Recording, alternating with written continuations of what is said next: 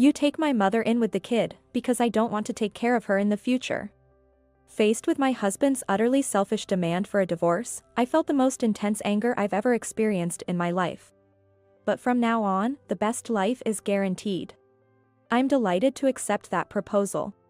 My name is Nancy, and I'm 50 years old. I'm interested in investing, but as a complete technology novice, I still don't get the point. Someone saying like, wise woman keeps money under the mattress. No, just kidding. I want to live a long life, but I worry that no matter how much I save for retirement, it will never be enough. That was when I learned the utmost importance of financial planning in my life. Back then, I was living with Alex, my husband, and Lisa, our daughter, as a family of 3. As Lisa started high school and expenses mounted, my Alex's already modest salary began to decline even further, putting our household finances in dire straits. Having been a stay-at-home mom for many years to focus on raising our child, I finally decided it was time to start working, but once I began, I started noticing things that never bothered me before. Alex, who got home earlier than I did, would just lazily sprawl out on the couch. Lisa hadn't returned home yet from her extracurricular activities at school. His clothes were scattered all over the couch, and for some reason, there were 2 used glasses in the kitchen sink. If he doesn't want to do the dishes, at least he could try not to make more of them. And I'd appreciate it if he took his laundry to the hamper himself. Feeling utterly exhausted, I was overwhelmed with endless dissatisfaction towards Alex, but I managed to suppress those feelings, thinking it wasn't right. This was the first time I found myself working after getting married. It's okay, he's just not used to it yet. Eventually, he'll come to see that we're both working hard together. That turned out to be wishful thinking. Even after that, my husband, who got home earlier than I did, waited for me to return before letting me do the household chores. He wouldn't lift a finger himself. On weekends, he'd go out to have fun, while I'm left taking care of the house. If he were earning a high salary, I could perhaps be more forgiving, thinking he's working hard for the family. But his salary has been on a steady decline. Despite our minimal savings for our child's education, the stress from my husband-related issues quickly reached its maximum in me. But perhaps I was also at fault for wanting him to notice without saying anything. So I told him, you don't have to do it every day, but at least I want you to help out around the house when you get home early or on weekends. Then his response was this: I see. Let's hire a housekeeper. I was flabbergasted. If we had the money to hire a housekeeper, I wouldn't start working, and we wouldn't be having this kind of conversation. We don't have the money for that, do we? It would be more efficient if you helped out. No, I'm just not cut out for household chores. We definitely need to hire a housekeeper. Not cut out. It's not like I'm cut out either. Just doing what you can would be enough. No, it's impossible. No matter how much we talked after that, his stance remained firm on impossible, and we should hire a housekeeper, making it impossible to have a reasonable discussion. Even I lost my patience with my Alex's selfishness, leading to a huge fight. The next day, when I thought he was coming home late, he unexpectedly returned with his mother. We're going to be living together from today, he announced, leaving both Lisa and me dumbfounded. It made no sense. My mother-in-law, holding a suitcase in her left hand, made it clear that moving in was no joke. Why all of a sudden?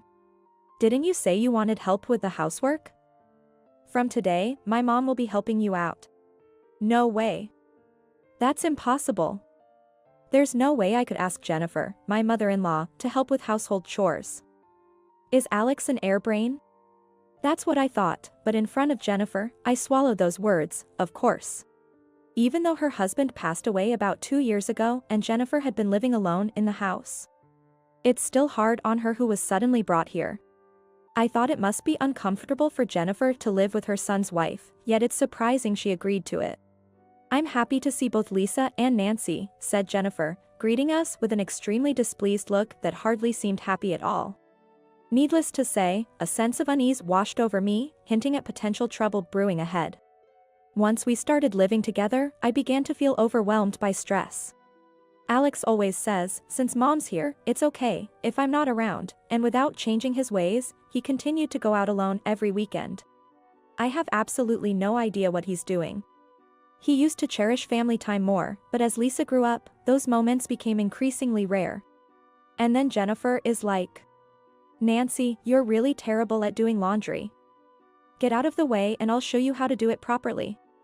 Your cooking is too heavily seasoned and not healthy, so I'll take over and cook instead." And just like that, she remarkably manages to criticize everything I do. On the contrary, she'd hand over snacks she bought herself and tell me to eat it because she doesn't want to eat it anymore.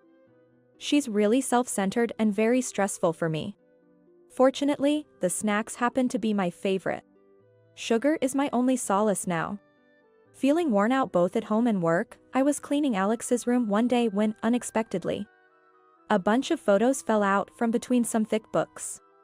I look over and see Alex and a strange woman kissing in the picture. The woman had her hands around his neck, and they were being more affectionate than he and I have ever been. To add insult to injury, the photos even had dates written on them. It seems their relationship had been going on for over a year. It turned out Alex had been meeting her not just on weekends, but on workdays as well. That explains why his salary has been steadily declining. Now it all became clear to me. Of course, I had my grievances and frustrations with him lately. But that didn't mean my love for him disappeared. Things happen if we're together long enough. We would try to find a way to make it work. That's just how marriage is, after all, and I still valued him as my husband and the father of our daughter. Despite that, I couldn't bring myself to put the photos back where I found them. I don't know how long I sat there on the floor, staring at the photos of him and that woman embracing each other. "Mom? What are you doing?" Lisa's voice startled me as she approached through the open door. Oh no. I shouldn't show this to her. But it was too late, already. What's this? Well, Lisa. What am I supposed to say? Despite trying to come up with something to say, I found myself at a loss for words. Feeling as awkward as if I were the one who had been unfaithful, I found myself mumbling around my daughter. What should one say in such a situation? All right. After saying just that, Lisa threw the photos on the floor and left the room. I couldn't quite understand what she meant, but it was clear she was shocked by her father's affair. Perhaps those her words were a mix of wanting to forgive her father and not being able to. While I was trying to find the right moment to confront Alex about the photos, I got a call from the school saying Lisa had collapsed from stomach pain during gym class. I rushed from work to the school, and after giving her some medicine at home, it seemed like her stomach pain had subsided. Lisa, I'm going to ask you directly without beating around the bush, is the reason you're feeling unwell because of what happened yesterday? She remained silent. I wanted to tell her that staying silent won't help, but I understood her feelings all too well and waited for her to speak up. Are you not going to get a divorce? After a while, she asked in a thin, slightly choked voice. Now it was my turn to be silent. With everything happening so suddenly, I haven't had time to think things through yet. Considering I don't have enough money to support Lisa's education going forward, I wonder if it's wise to rush into a divorce just based on my emotions. First and foremost, I wanted to know what she wanted for us. Did she want us to divorce or not? I don't really feel like we can start over. I admitted how ambiguous and cowardly my response sounded even to myself. Just go ahead and get a divorce. It's enough. Despite Mom working hard, he's skipping work and having an affair. I still don't hate him, but when I see his face, I feel disgusted. I can't seem to forgive him. Even knowing about the affair, she can't bring herself to hate her father. That's probably why it's been so hard for her, to the point of getting sick. It's because she wants to hate him, yet she can't hate him.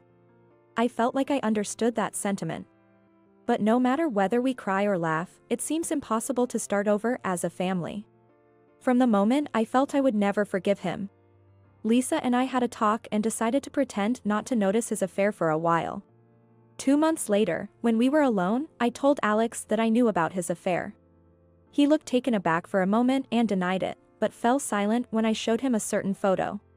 The photo shows Alex and his mistress driving into a shady motel in a town a short distance from Alex's office.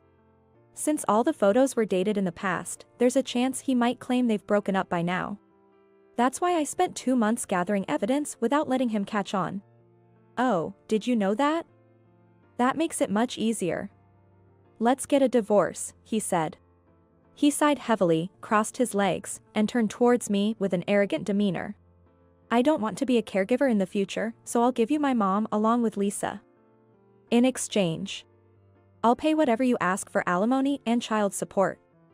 But I won't cut ties with my mom and see her once in a while because I'm going to get my mom's inheritance. You understand that? For the first time in my life, I felt an unprecedented strong hatred towards him because of his selfishness. But it doesn't matter. I confirmed with him again, so, you're willing to pay alimony and child support, right? Even if he said he wouldn't, I'd have taken it by any means, but it's much helpful if he's willing to pay.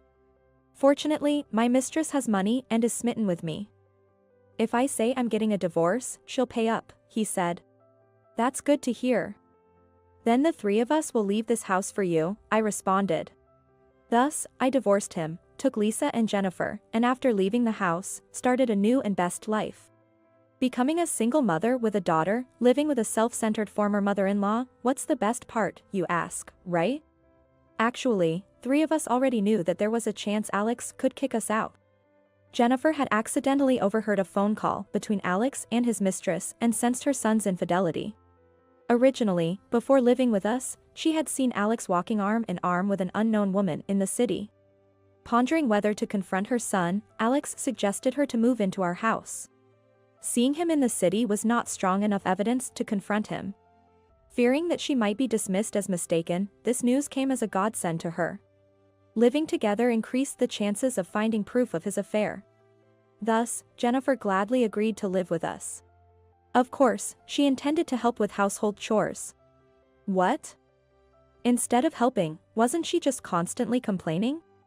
In fact, she confessed that she was the type who got extremely nervous and was severely shy around new people. Trying to hide her embarrassment, she often said unnecessary things or made mistakes, which made her feel bad about herself. Thinking back, despite complaining about my inefficiency, she took all the laundry off my hands, did it for me. While she complained about my seasoning being too strong, she still made dinner every day herself. She claimed to be tired of snacks, but she ate just a little herself, and those snacks happened to be my favorite. Looking back, when I met Jennifer for the first time before marriage, she told me not to bustle about. And she never asked me to help with the household chores since then. It must have all been her way of making sure I didn't have to work. Since Alex rarely visited his hometown, there was little chance to bond with Jennifer or to know she was shy. Now, I've finally come to understand it. She is just an awkwardly kind person. Inferring from the conversations between Lisa and me that we were aware of Alex's affair. Jennifer shared everything she knew and promised to support us. She never thought her own son would kick her out, so she no longer has any feelings towards her son. Now that we know Jennifer is a good person, the fact that she's my ex-husband's mother doesn't matter. She's a dear grandmother to our daughter. Having Jennifer's support is very reassuring, and we've decided to live our lives together. She prepared a place for us to live in case we all got kicked out. It's a brand new high-rise condominium, newly built and conveniently located near the station. Furthermore, Jennifer decided to play the villain by demanding remittances from Alex, saying, I had to put up with such unreasonable conditions, like expecting your ex-wife, of all people, to take care of me. Send me money or you won't get any inheritance. Thanks to this, we're now enjoying a luxurious life in the high-rise condo, living off the alimony and child support from Alex and his mistress. And even receiving remittances. Lisa remarked, our living standard has actually gone up since the divorce, hasn't it? Thanks to Jennifer's consideration, we moved close enough that Lisa didn't have to change her school. And she's been the envy of her classmates for our high-rise condo lifestyle, clearly thrilled about it. Once troubled by Alex's affair, Lisa is now more than fully recovered, energetically making daily visits to the indoor pool in our complex. My completely hopeless fool of a son was a headache, but now, I'm thankful for his foolishness, Jennifer said with a laugh. She's also started going to a gym popular with residents of nearby high-rises, making friends there, learning how to use the phone from Lisa. And enjoying playing games and communicating with her new friends. She still tries to do all the household chores, so I've had to insist we share the responsibilities, finally managing to divide them up. If I leave her to it, she does everything so perfectly that there's nothing left for me to do. She's just too kind. As for me, our improved financial situation allowed me to reduce my work hours and have more personal time. I've even started going to the gym with Jennifer. Since moving here, I've noticed my facial sagging has disappeared, and I look a bit younger. One day, while we were all enjoying these happy times, Alex contacted us, wanting to meet his mother. Jennifer already knows that he hasn't severed ties with her in order to receive the inheritance from her. That's because I told her so. And also she's been pretending not to know, saying, I won't cut ties since I want the remittances from him. But in reality, he never once tried to visit his mom. What brought on this sudden change? When I told Jennifer, she suggested we should at least meet up, and since inviting him to our current home felt daunting, we decided to gather at the house instead, where Jennifer lived until moving into our place. And a week later, right on schedule, Alex arrived at my parents' house. Despite it being less than 3 months since the divorce, he appeared somewhat haggard. I'm sorry for contacting you out of the blue, he apologized. Just get to the point, Lisa said. Taken aback by her sharpness, he took a deep breath before slowly starting to share his current situation. I was planning to marry her after our divorce. Without missing a beat, Lisa asked, is she the woman you were having an affair with? It was clearly awkward for him to admit this to his daughter, but he grimaced and confirmed it. Lisa, with a deliberately exaggerated, crossed her arms, making him visibly uncomfortable and annoyed. Well, it might be a bit unladylike, but considering it as her form of revenge against a father who abandoned her, I think I can let it slide this time. No matter how many times I've asked her to live together, she's just been dodging the question with vague responses. And since the start of this month, I haven't been able to get in touch with her at all. Hearing this, Lisa and Jennifer burst out laughing. Come on, Dad. That's so lame. You got dumped even after hinting at remarriage. Totally rejected by her. All that passion was just on your side. It's embarrassing to admit you're my son, really. Alex, now the verbal punching bag of the two, seemed to have lost all will to retort, quietly accepting their harsh words.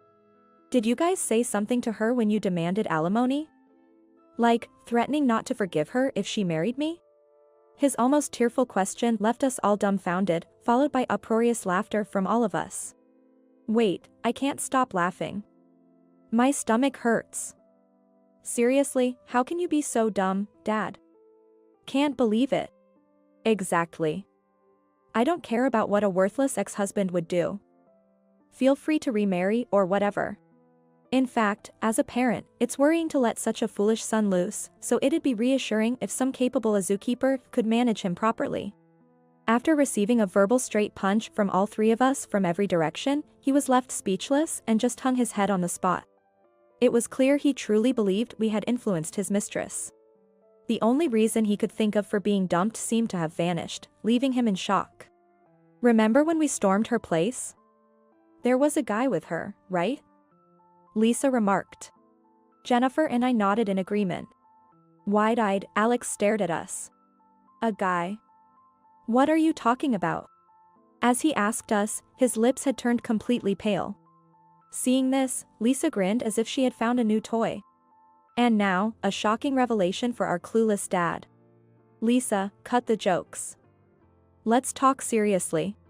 She's married, you know. Didn't you really know that?